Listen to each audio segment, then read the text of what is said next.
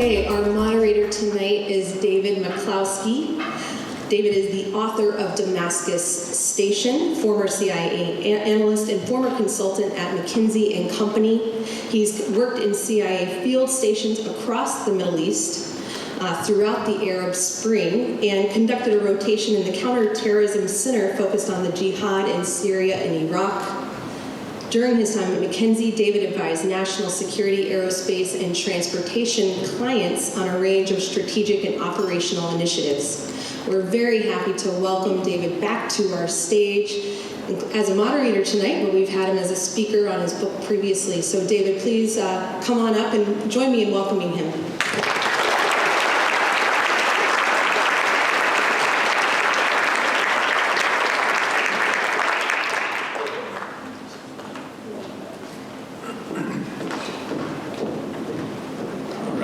Good evening, everybody. We are very delighted, and I have the privilege of extending a Dallas welcome to Ambassador Yovanovitch, who in her 33-year diplomatic career at the Department of State served as U.S. Ambassador to Ukraine, the Republic of Armenia, and the Kyrgyz Republic. She also held a variety of postings in locations as widespread as Moscow, London, Ottawa, and Mogadishu, Somalia.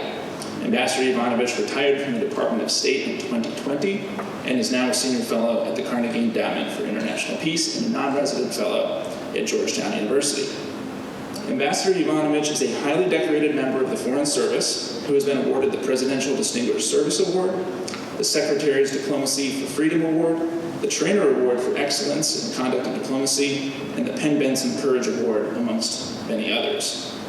Ambassador Yovanovitch spent most of her career at State focused on Russia and the republics of the former Soviet Union, and she brings with that experience a unique insight into the war now playing out between Russia and Ukraine, the latest and most devastating phase of which began nearly 1 year ago, and a topic we'll doubtless discuss a bunch more later this evening. She's here today to talk to us about her book, Lessons from the Edge, many of which many of you have. It's a propulsive story at once a moving memoir, a masterclass in the true nature of diplomacy, a history charting the arc of the former Soviet Empire from its collapse to the present, and most of all, a very powerful lesson in what it means to dedicate a life to family and to public service. The book is moving, it's thrilling, and there are, as the title says, lessons here, I think, for all of us. It's also full of wonderfully illuminating personal details and stories of this sort one collects during 3 decades as a diplomat. We have, in one instance, Senator Lindsey Graham wearing the ambassador's LL Bean winter boots during a cold visit to the front in Ukraine. And there even is, in a sort of, as I was typing this out, a remarkable sentence that even I as a novelist could not dream of making up. The existence, or the mention of the existence of a photo featuring the ambassador's then septuagenarian mother and Kid Rock on the sidelines of a USO concert in Bishkek, Kyrgyzstan. And there is the ambassador's remarkably well-executed disinformation campaign, resulting in the fact that most residents of former Soviet republics believe that she holds a black belt in judo, a claim that backstage even tonight she would neither confirm nor deny. So she maybe was working for the wrong agency all those years. All of these, I should hint, would make exceptional fodder for the Q&A session after our talk. All that to say, we're in for a real treat this evening, and please join me in welcoming to Dallas and to the stage, Ambassador Yovanovitch.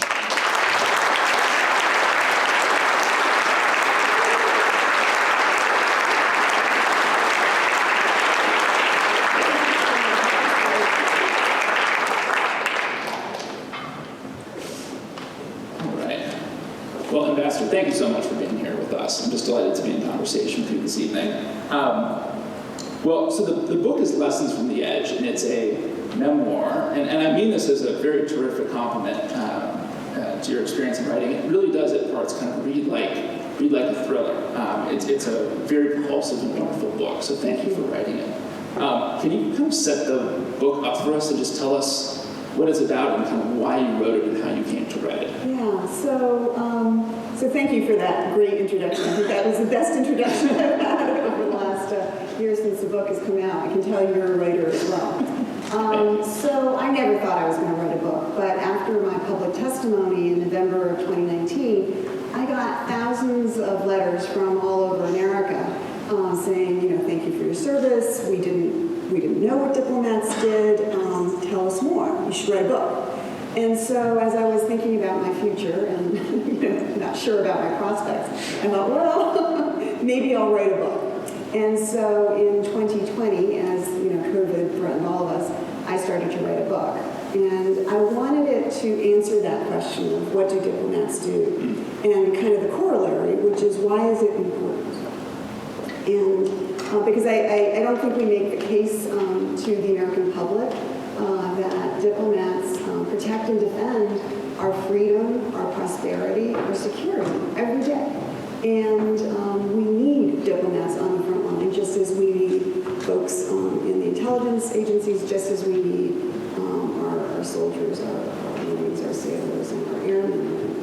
And all of those agencies working together keep us going forward in the right direction.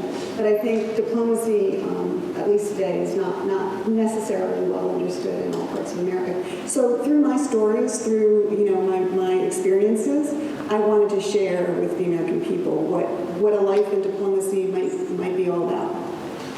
Maybe let's pick up on that point, because I do think that one of the things that I really enjoyed about this book was that it does feel like you really get immersed into the life of a diplomat, and you see that through the trajectory of your career in life, starting at the very beginning, doing a lot of the grunt work that you're going to do as a very young diplomat, all the way up to being an ambassador in a very large, very important country. So maybe could you talk to us a little bit about what does it mean to be a diplomat? What do diplomats actually do, and how should we kind of think about that work that happens overseas? So how much time do you have? Because diplomats do a lot of different things, and they do different things in different parts of the world. But just very briefly, perhaps the most important thing that we do is we take care of American citizens overseas. And that might be as routine as issuing a birth or a death certificate, providing somebody with a replacement passport if they've lost it or it was stolen.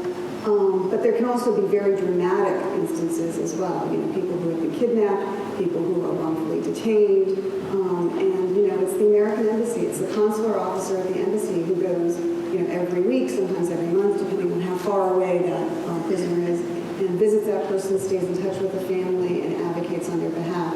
And obviously, everybody here knows the case of Brittany Griner. When there's a very high political profile, then of course, the ambassador will get involved, as well as many high-level people in Washington as well. So that's one thing that we do, and it kind of depends on what's going on in the country that you're assigned to, and what American citizens are doing there. We also follow the economy of the country. That's crucially important. Just in terms of kind of the data of how much wheat is being produced in Ukraine and Russia today, and where is it going? We all know this now, right? Because the markets have been so disrupted because of the war. But more than analysis, econ and commercial officers also advocate for American businesses overseas. So if you're looking to set up a business in Ukraine, France, wherever it might be, usually, if you're a legitimate business, that is, usually your first stop is going to be the American embassy. It might be the American Chamber of Commerce in that particular capital, but you will usually pretty quickly come to the American embassy for advice. What's the real lowdown on what's going on in this country? Will my investments be safe? Is there rule of law here? If I run into a problem, and all businesses run into problems all over the world, including in the U.S., can I count on the courts to give me a fair shake? So we provide all sorts of advice in that respect, but we also advocate for American companies when there are big government contracts or just big contracts are coming up in that particular country. Same thing on the political front, where this might surprise some of the people in this audience to know. Just because you read it on the internet doesn't mean it's true. What diplomats do, we have contacts throughout the country that we're assigned to, with the not just with the government, but with the opposition as well, because we never know when there's going to be a change of government, in a predictable cycle or maybe not so predictable. So we want to have our feelers out all the time and hear what people are saying and have those private conversations about what's really going on. And we report that back to Washington, the huge interagency, and then analysts like David tell us what it all means. And so that's a pretty critical and important function, but there again, we also advocate for U.S. interests. So it might be that we want a particular UN vote to go down a certain way. It might be that we are looking for, imagine this, countries to provide tanks to another country. And so we put our diplomats out there advocating on this, and it's pretty much a full court press. I mean, what we see in the news is, what the big people do, like the president, the Secretary of State, and so forth. But there's a whole infrastructure that is supporting that and doing, as you said, the grunt work of advocating for whatever it is that we need in that particular country. And then there's also just the support functions.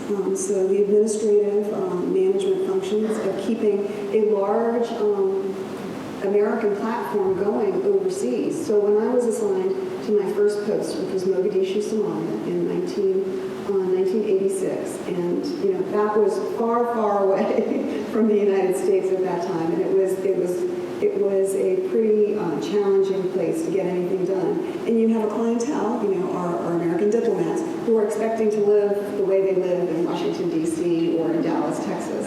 And so how do you keep that going when you only have 3 hours of electricity a week, and you don't even know when those 3 hours are going to come? So people are jumping up in the middle of the night to run to the washing machine to put in that load of clothes, hoping they're going to finish the cycle before the electricity goes out. One of my jobs was to keep the generators going and to order and make sure that the diesel for those generators was able to get into Somalia. And there were a number of different ways it could come, so you would think that would be a pretty easy proposition. You just put in the order and boom, there it arrives a couple months later. No, it wasn't like that. There was a war in the north. The border with Kenya was often had complications, including the rainy season. And at the border, at the seaport, there was a blockade for much of the time that I was there. So how do you get reliable supplies in to keep our mission going? So it was very, very challenging. And not, I think often when people think about diplomats, they think of it as very glamorous work. And it really isn't. It really isn't. It's pretty, on the down low, shall we say. I remember I wrote a scene in a book where someone was in a tuxedo in the embassy, and I had someone read it who worked at my former agency, and he said, I think I wore a tuxedo once in my agency career. I think you might have maybe a little bit more dress up at the State Department, but not much. You're right. There's a lot of just making things happen. Yeah. Going back a little bit, a lot of this book charts your life in the State Department, but it's, I think, really wonderfully and in a really moving way interspersed with your family background, where you came from, and your life with your family, particularly your mother throughout the book. So I was wondering if you could share with us a little bit more about your family background and how that has shaped your life and career. Well, I think for all of us, family is tremendously influential for the good or bad. In my case, I was lucky enough that it was for the good. So my parents, were raised in Europe during and after World War II. And that was obviously a searing experience for them. My mother grew up in Germany, in Nazi Germany, as a half-Russian person, a stateless person in Germany. And so that was kind of a very precarious life for them.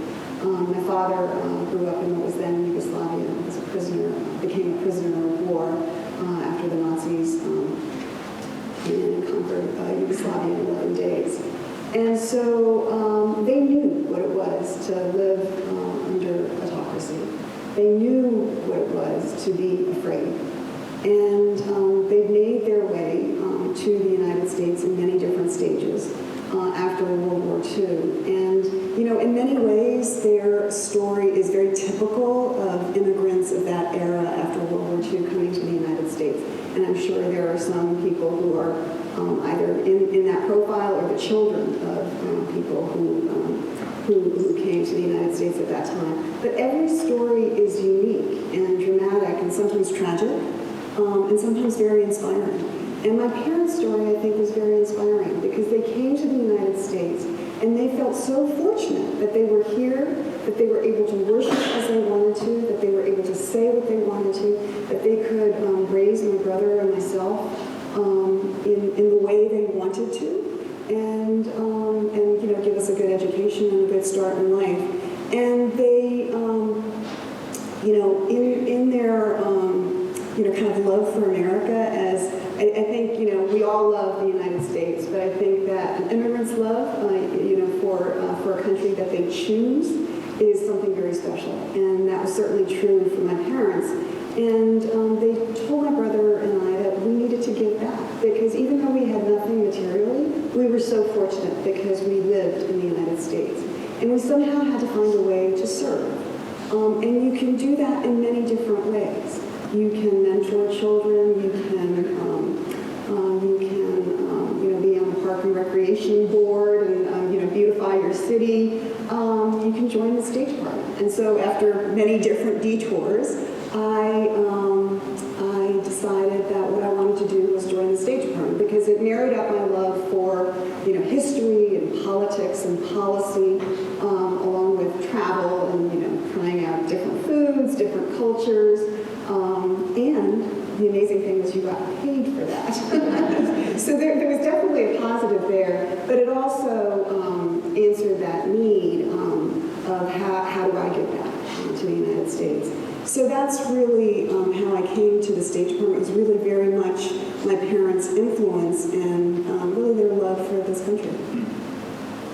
Going back to the State Department, I think one of the things that you mentioned in the book is that the department that you joined in the 80s was not a particularly friendly place for women. Mm-hmm. And the anecdote, which I had never heard before, which I think is remarkable, that even to this day, I think, or until relatively recently, many of the women's restrooms at Foggy Bottom also have urinals in them. I'm just going to interrupt. That is still true. And, you know, I mean, how do you say we do not welcome you? We are not going to renovate anything for you. And it would be relatively easy to fix, I imagine, too. Exactly. But, and you also spent some time discussing the case of Allison Palmer, who had been an FSO in the 50s and 60s, and who had brought a kind of a class action case, I guess, or a discrimination case against the department for her mistreatment. And that really brought some changes to the State Department in your early years. Can you talk a little bit about your experience with this issue at State and kind of how you've seen maybe the role of women in the department change or not since the time that you joined? Yeah, so at the risk of perhaps offending some of the people in the room, the State Department at that time was known, to a certain extent, is still known as pale, male, and Yale. And that was certainly true when I joined the State Department, although I qualified, you know, kind of on two. I was going to say, I'm only 2 for 3, so I couldn't. But it was, you know, a pretty exclusive club, and there was a really hard exam you had to pass, but nevertheless, it was you know, the same sorts of people mostly got in. And the State Department was undergoing some reforms, but not a lot. And I would say that the State Department really reflected American society at the time. It wasn't like the State Department was some outlier in terms of how the State Department was handling women and welcoming or not women into the ranks.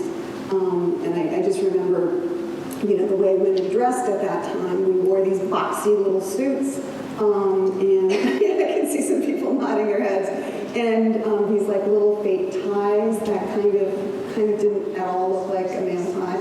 But you know, we tried to look like little men because when you look at the role models, they were only men.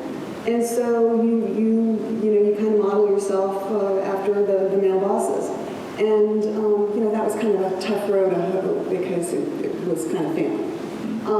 But I joined the State Department, and I joined the State Department in what was called the Administrative and Management Code, which was basically, dealing with the generators and making sure that the platform worked so that we could do the important work of, the econ reporting, the political reporting, that the agency was able to do its work, et cetera, et cetera, et cetera.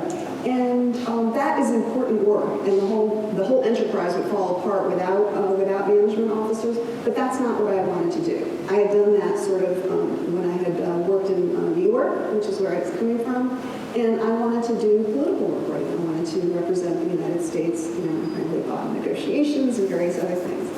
But that was not the cone that I was assigned to. So, never say never. I set about trying to get the experience to become a political officer, and I actually got pretty far down that track. And I had a lot of people, again, I sort of diss the men, but, I had a lot of male bosses who were helping me out and trying to give me the experience that I needed in order to change my specialty so that I could do the political reporting. But it just wasn't working. And then I got a call about the Allison Palmer lawsuit. And so I didn't know much about this except sort of the scuttlebutt in the hallways. And people at the State Department, i.e. the men who were running the State Department, really didn't like the Palmer case because it was a class discrimination suit. She first filed a lawsuit for herself, and she won. And then she filed a class discrimination lawsuit. And it went on for something like 30 years. The State Department fought it at every turn and lost at every turn.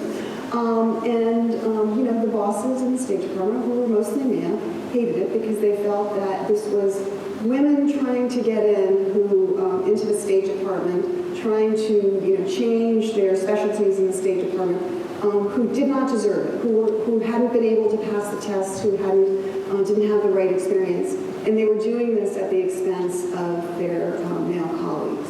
And so there was a real undercurrent in the State Department that this was a terrible way to go. But then the courts ruled, and they forced the State Department. So first the ruling was that the State Department discriminated in intake in the exam. They discriminated in terms of how they assigned people to what they were going to be doing in the State Department. They discriminated against women then in terms of which jobs they would get. And they discriminated against them in terms of promotion. So it was this clean sweep. The State Department was discriminating against women. And the State Department was forced to come up with certain remedies. And one of them was that 14 women could do an excursion tour as political officers, and then if it worked out, they could change their specialty. And I was notified that I seemed to fit the profile, and did I want to compete to be one of those 14 women. And so I thought really hard about that, because I thought, I don't want to be that person who's taking a job away from, one of my male colleagues. I don't want to be that person who doesn't really deserve it. And then I thought, well, except I do deserve it. I am as good as my male colleagues, and I'm going to show them. And so I competed to be one of the 14. I was selected, and I went to Moscow, which was just a great experience for many different reasons. But what I decided was I wasn't going to tell anybody at the State Department, nobody. I didn't tell anybody at the State Department that I was a beneficiary of this lawsuit. Because I thought I didn't want that scuttlebutt of arriving at a post and everybody's like, oh, well, she's not a real political officer because she got it because she was the beneficiary of the class action lawsuit. So, fast forward, 20 years. I'm a 3-time ambassador. I still haven't told anybody at the State Department because, that little voice in your head is still there. Are you good enough? Do you really deserve this? And when I wrote the book, I thought, I need to be honest about this. I need to tell people that sometimes, you work hard, you have people trying to help you out, you try to really,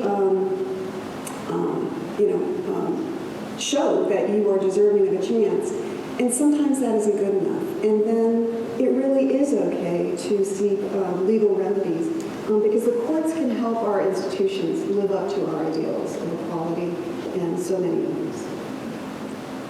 I wanted to talk a bit about a country that I know has meant a lot to you over the course of your career, kind of shifted to Ukraine. So you served in Ukraine as the Deputy Chief of Mission, and then again as the Ambassador from 2016 to 2019. Can you maybe bring that country to life a little bit for us? Like, what has it meant to you, both personally and professionally, over the course of your life and career? So I've lived a total of 6 years in Ukraine, one-tenth of my life. So hugely important. I have a lot of friends and obviously colleagues in Ukraine. And the reason I loved Ukraine, when I was there the first time, which was 10 years after Ukrainian independence, 10 years after the former Soviet Union fell apart and Ukraine had become an independent country. And it was just starting to flower. That was 2001 to 2004. And, people were, we talk, in foreign policy circles and political science classes, we talk about civil society, and that's not a term that is really very well known in the United States because we take it so for granted that if we see a problem in the United States, like there's a traffic light that isn't working someplace, we call the police or we call the mayor's office or whoever you're supposed to call. We don't just let it go and assume that somebody else is going to do it. Or if you think that near your child's school there needs to be a traffic light or a stop sign or something like that, you talk to some of the other parents and you go to the mayor's office and you get them to do it. I mean, clubs for kids, a chess club or something like that. These are all examples of people informally coming together and making their civic life better. And we do that automatically in the United States and don't even think about it. In countries of the former Soviet Union, that was unknown because the Communist Party controlled everything, even the chess club. I mean, you and I couldn't just form a chess club. We would have to go to the local party headquarters, get the imprimatur and do whatever formal things, and then we could have a chess club. Because God knows what we would do, just off, all the nerdy kids off by themselves without Communist Party supervision. And so this extended to absolutely every facet in life. And so people in the former Soviet Union, it was dangerous to, decide that there should be a playground in your little neighborhood and, kind of put the swing set out there, make it yourself and put the swing set out there for the kids. Because any initiative was stamped out because that's not what the Communist Party wanted in its people. And so when all of a sudden these countries became independent, and all of a sudden they said that they wanted, most of them, not all of them, said they wanted to be democracies, they wanted to have market economies, they didn't really know how to get there, and that's another story, maybe we'll talk about it. But civil society started playing a role. And 10 years in, you could see that happening with investigative journalists that were starting to ask about some of the corruption issues that were prevalent in Ukraine and various other things as well. And so that was very inspiring to me because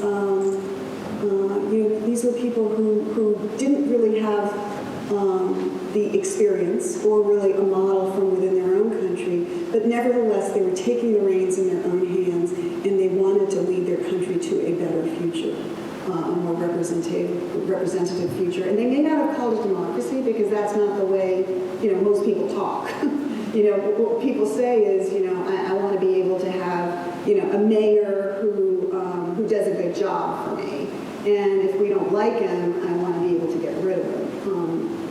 But people don't use, again, the political science terms as much. But that's what they really do want, and they wanted that in Ukraine, and it was just a privilege and an honor to see it.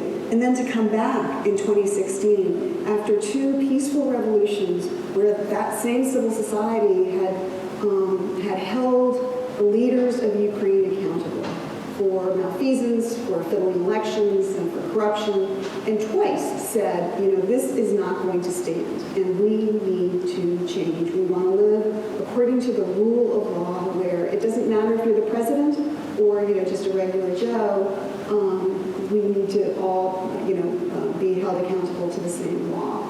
And it was, really kind of inspiring to see that on a whole different level when I went back 12 years later.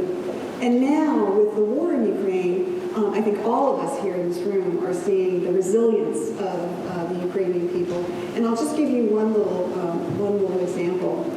One of the things I love about Ukrainians is their sense of humor. We've all been watching in horror as Putin has unleashed these missile and drone attacks since October of last year, and the destruction of the civilian infrastructure and the deaths of civilians. It's just brutal. But the Ukrainian people, we all know that just made them more firm in their determination to win this war. They were not going to give in to Putin and the Russians. But there was just this launched 1,000 jokes, and the one I loved the best was Putin, who, as we all know, is basically launching a genocidal war against all Ukrainians. You either become Russified or you die, in his book. So the Ukrainians said at the launch of the rocket attacks against them. So Putin is personally responsible, because of course all the lights went out, right? Putin is personally responsible for a baby boom in Ukraine. More Ukrainian citizens born as a result of Putin's actions than any other. And that's just, a little flavor of, the resilience that I think the Ukrainian people have demonstrated. Yeah, and I think you mentioned this in the book, that when you were the DCM in the early 2000s, that there was there was much less awareness of even things like the national anthem. And then when you went back, there was a much more kind of cohesive sense that there was a nation that was kind of being built out of this, which I think is that's really cool to kind of chart that on both ends. I want to come back to the war, but first I want to go a little bit east to Russia, where you were a political officer, I believe, during the constitutional crisis in 1993, and had direct experience there during the kind of tumultuous wild 90s in Russia. So can you help us understand the trajectory of Russia from, sort of collapse of the Soviet Empire up to Putin today? Like, what is that like, and how has that played into your life and your professional experience? Yeah. So, back in 1991, the Russians also, were all of a sudden faced with needing to form a new kind of government, a new economy, and Yeltsin, the president of Russia, wanted his country to be a democracy. They wanted it to be a market economy. There was a government that was made up of young reformers who actually knew what they were doing and knew what it meant. I'm not sure Yeltsin exactly knew, and others of his ilk. They came to us, and they came to the French and the British and, the international banks and said, will you help us, create this new Russia? We could have said, hands off, no, because this was, everybody knew it was going to be a huge challenge. No country had ever experienced this sort of transformation, and we didn't really have the experience, although we had assistance experience. This was, new for us as well. But we wanted Russia to succeed because we thought that it was in our interest, certainly in Russia's interest to succeed, but it was also in our interest to have a big global partner that would work, that would be successful, that would be secure, that would be prosperous, that would work with us on the global agenda, on the problems that were out there. And so we did try to help the Russians. So I came in 1993, so 3 years after the dissolution of the Soviet Union, and Russia was a mess. I mean, it was, the ruble had fallen to nothing. People would complain, and really tragically so, that, it was, that their fate was to be,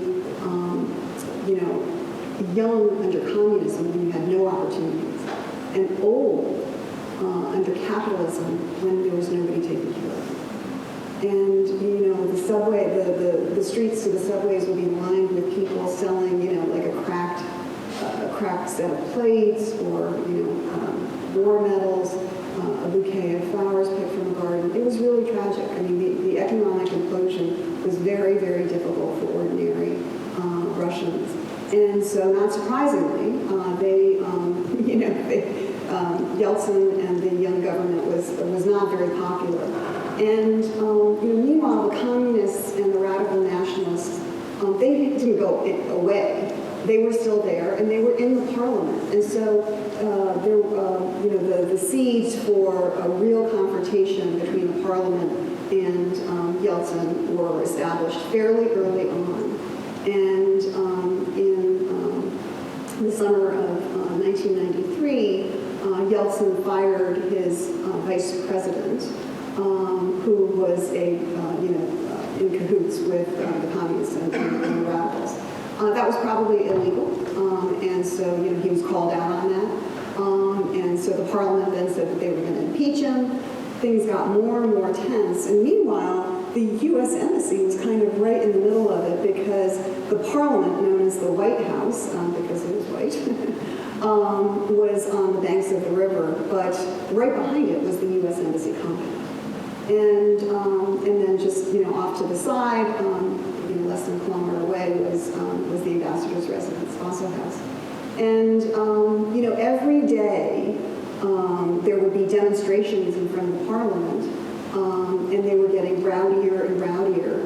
And so the security forces put a perimeter around this area, and the embassy was in that perimeter.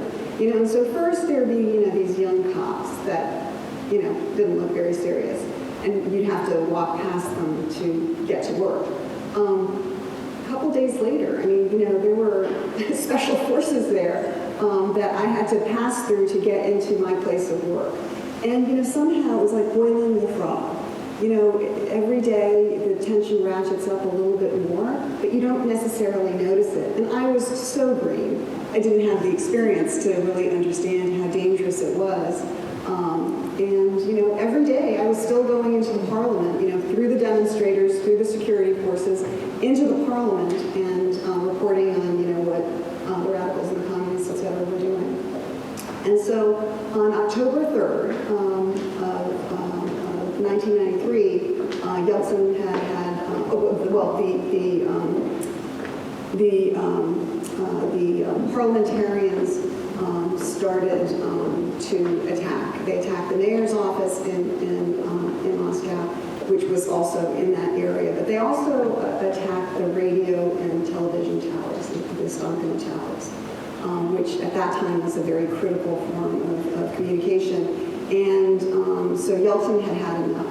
And then, the cordon tightened, and overnight he positioned tanks on the bridge, and he actually fired at his own parliament. So that was, a moment in a new democracy. And so the question was, what was the United States going to do? What was the international community going to do? And, I think what we decided to do was to side with Yeltsin. We didn't take active measures, as they say, but I think we looked at the political landscape and decided that, if the communists came back into power, if the nationalists came back into power, this would not be good for Russia, and it would certainly not be good for the United States. There would not be, there would probably be show trials in Russia, but there would also be a question as to whether all of the cooperation that we were having with Russia on issues, important issues like nuclear programs and making sure that CW and BW laboratories were secured. This was important work, and if the communists came back into power, it was unclear whether it would be continued. So the U.S. chose to look at the glass half full. Yeltsin said that he was going to hold elections in December, which he did. So we went with that.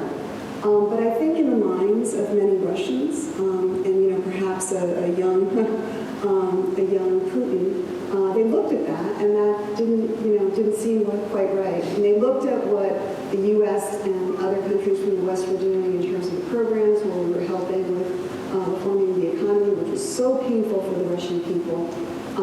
And they thought, these programs were not right. We lived better in the past. And over the 90s, we kept on reaching out our hands to the Russians and to Yeltsin, who stayed in office until 2000, in terms of making the G7, the G8, although Russia was certainly not the 8th largest economy in the world, because we wanted Russia, that huge country geographically, that huge population, and, oh, by the way, that huge nuclear arsenal. We wanted Russia to have a seat at the table and be part of a responsible member of the international community. We set up special arrangements with NATO so that there would be consultations between NATO and Russia. The list goes on for how we try to incorporate Russia into the international community. Yeltsin resigned unexpectedly on New Year's Eve 2000 and introduced his young prime minister, who barely anybody knew, a guy named Volodymyr Putin, to the country. And Volodymyr Putin started his campaign that night to become president, and several months later became the next president of Russia. And initially it seemed that things were going pretty well, but I think he reverted to his KGB roots pretty quickly, because the first thing he did was start to consolidate power. He went after the oligarchs, he went after the newspaper, the press, he went after civil society, he went after opposition politicians. And he consolidated his power. He conducted a brutal war in Chechnya, which should have been our the first warning of things not going well. And then over time, he just continued to consolidate his power. And he sent us, like little warnings that we did not pay sufficient heed to.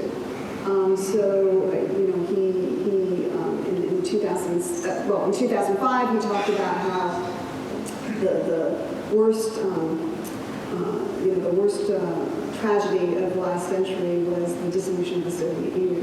In 2007, at the Munich conference, which is actually being held again today, over this weekend in Munich, he attacked the United States and NATO in pretty brutal terms. And we didn't really pay attention to that, I think for two reasons. First of all, we didn't want to believe what he was saying, that he was really serious in terms of what he was saying, and that he would take action on it. And I think the other reason was that we were very distracted with the global war on terrorism. All of the assets, whether they were satellites, whether they were personnel, after the Cold War was over, when we got the peace dividend, first we thought we didn't have to invest in those things, and then after 9/11, we started redistributing and sent that to those assets to the global war on terrorism. We were very distracted, and we just weren't paying enough attention, I think, to Russia. But Putin meant it, and in 2008, he grabbed 2 chunks of Georgia. In 2014, he grabbed Crimea and started the long war in Donbass. And then 8 years later, he went for the total invasion of Ukraine that we are witnessing right now. And so, it's a long, that was a really long answer to your question, but it's really complicated. And I think one of the things that we need to understand as Americans is that we are hugely influential in the world, no question about it. And we can try as hard as we can to shape and to reach out and to help other countries. But at the end of the day, each country, no matter how small, Russia is a huge country, but even if it's Kyrgyzstan, the people of that country, the leaders of that country, they are the ones who are the most important in their own story. They are the ones who have the greatest agency. Russia could have made many different choices all along the way over the years. Russia can still make a different choice. When people talk to me about, well, what about negotiations and offering for Putin? I'm like, the path is clear. He can pull out all those troops tomorrow, and that would be the greatest offering ever for Putin. But Russia right now is making a different choice, as it has over the last several years. And that is something that Ukraine is dealing with now, but we actually need to deal with in the first place as well. And I'm just going to add one more, really test your patience, and just say one other thing, which is that I think often we look at this war, it's a faraway war in a country that, maybe many people couldn't find on a map if they had been tested, but now, of course, we can all find it on a map, and we know it's important. This feisty little democracy fighting against the autocratic rule of Putin and Russia. I mean, the total unfairness of it, I think, grabbed our hearts right away. But I think when Zelenskyy addressed Congress in December, he said it best. When he said, this is not a charity, what you're doing. This is an investment. It is an investment in your security. It's an investment in global security. And I think that is exactly right. The stakes for what Russia is doing are very, very high. Russia does want to dominate Ukraine. There's no question about it. But Russia, all you need to do is look at what Putin has written over the last several years, look at what he has said over the last several years, look at what he has done over the last several years. If he is successful in Ukraine, he will keep on going. He has greater ambitions. And that is tremendously dangerous for each one of us in this room. It will be dangerous to our prosperity, it will be dangerous to our security, and it will be dangerous to our freedoms as well. And so when we, help Ukraine, we are really helping ourselves with no boots on the ground.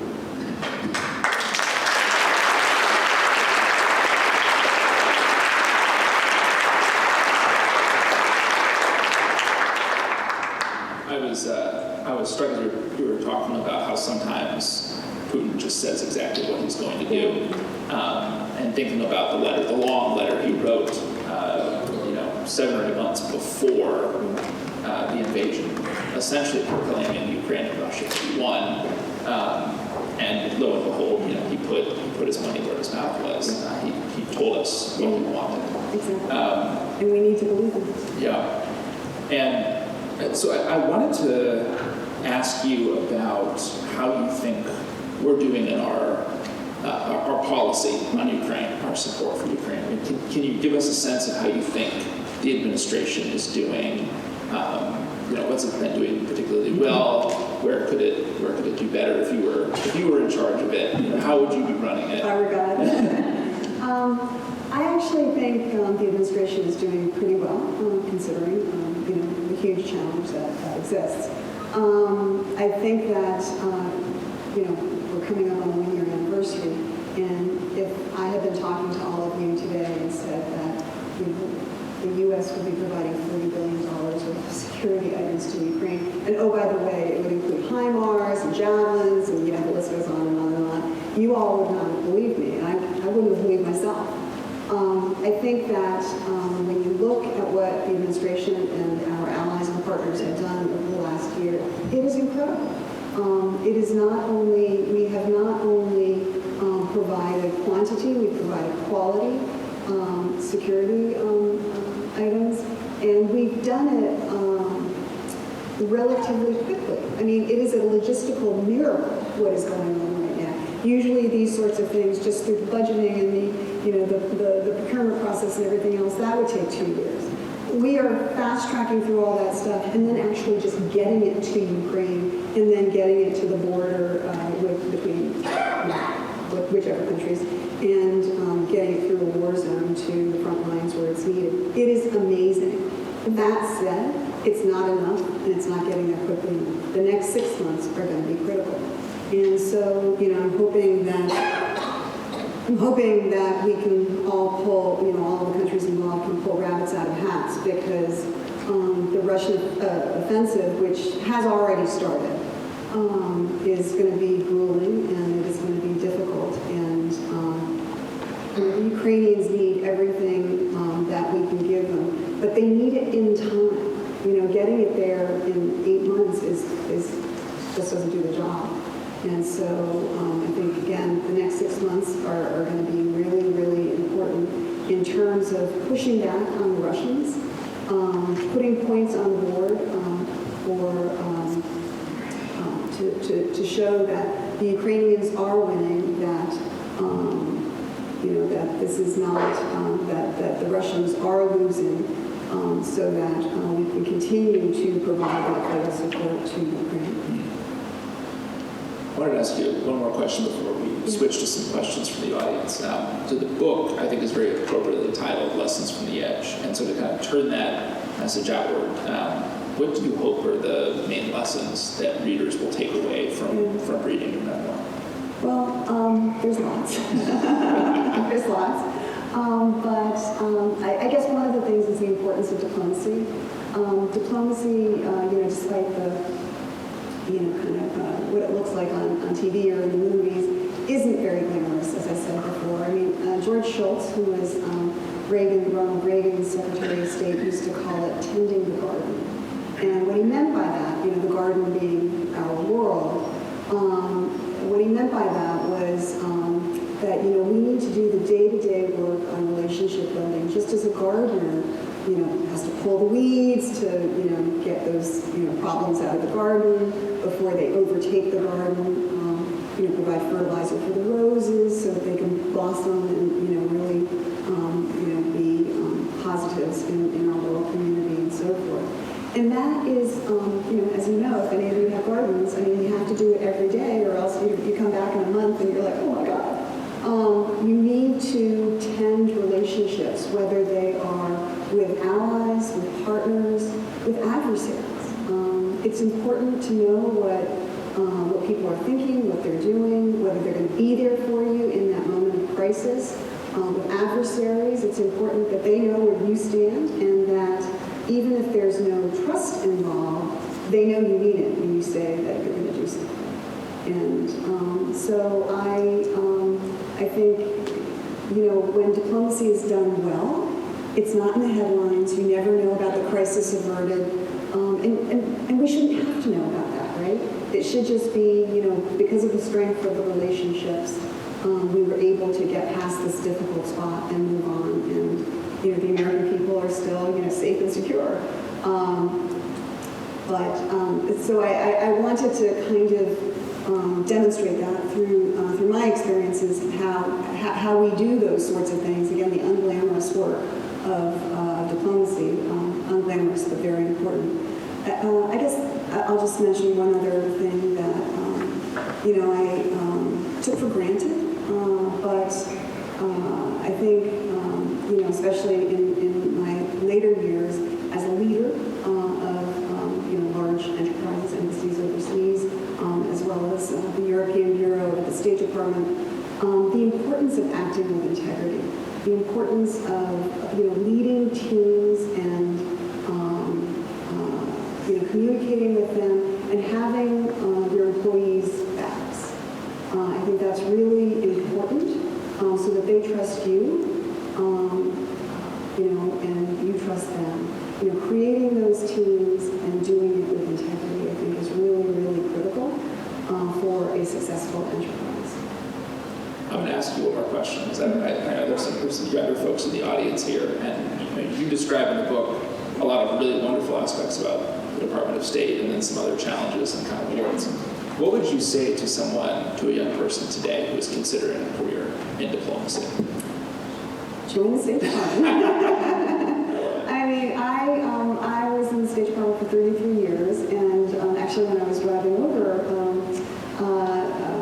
we were chatting, and the individual asked me, did you enjoy your time in the State Department? And I'm not sure enjoy is the right verb, but I loved my time in the State Department. It was challenging. I felt it was important work. I felt that what I did made a difference every day. And I thought that it was, really necessary work. And so, if you want to make a difference and, see the world and have adventures at the same time, I mean, the State Department is the way to go. One of the undersecretaries for political affairs that I worked for back in the early aughts, one of the things he said after he retired to a very nice job in the private sector, he came back to the department and had lunch with some of us, and he said, There's no greater privilege than working in an office where you have the American flag. And I think that's true, because we, even with all of the challenges that we have, we stand for something here in the United States. We stand for something in the world. And when you work for the U.S. government abroad, you are part of a larger mission, and it's a good one. All right, I've got a tough question for you. And I think it's really relevant given your experience and frankly given, I think, some of the challenges that the way that the Russians have, frankly dealt with places like Ukraine and Syria and Chechnya. I saw this when I was working on Syria, the sort of damage that can be done to even just the idea that there's factual truth is a very insidious kind of consequence of frankly, Russian power in the current era. But there's a question here about, as a result of your experiences, could you tell us what sources of news you respect and rely upon for legitimate information about what's going on overseas? That is kind of tough. It's tough. Yeah.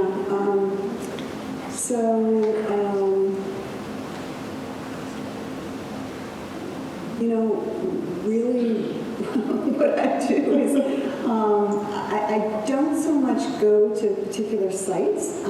People push things to me a lot that they think I should read. Ukrainians, some Russians, and obviously a lot of Americans, and people from other countries. But the other thing is I talk to a lot of people, and that's anecdotal. But somehow it feels more like ground truth to me than some of the things one sees in the press. What moment in your career did you feel most accomplished, or was perhaps the most impactful moment of your career? So somebody was recently telling me the greatest moment is when you're announced that you're going to be the next ambassador to country X, because you have all the glory and none of the problems. So I'm not going to say that. I guess probably in Ukraine. Yeah. Because the second time that I was in Ukraine as ambassador, it was just inspiring to be there. I mean, there were tons of problems, don't get me wrong.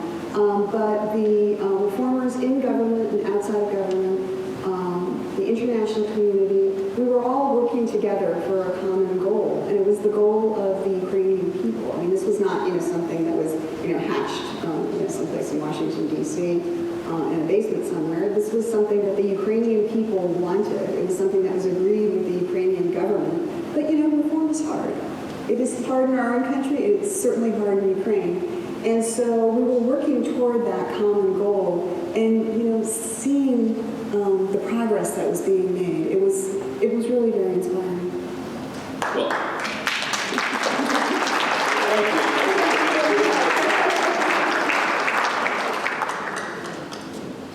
Thank you. Thank you. Can we give them another round of applause?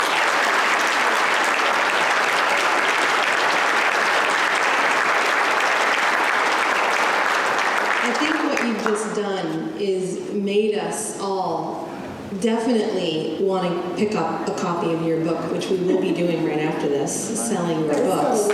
Yes. I'll sign it.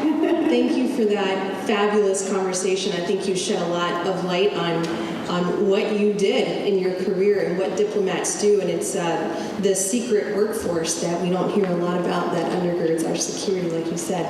So thank you. We have a small token of appreciation for both of you, and then we'll take a photo, and then we'll go sell your books. Thank you again. Thank you for coming tonight.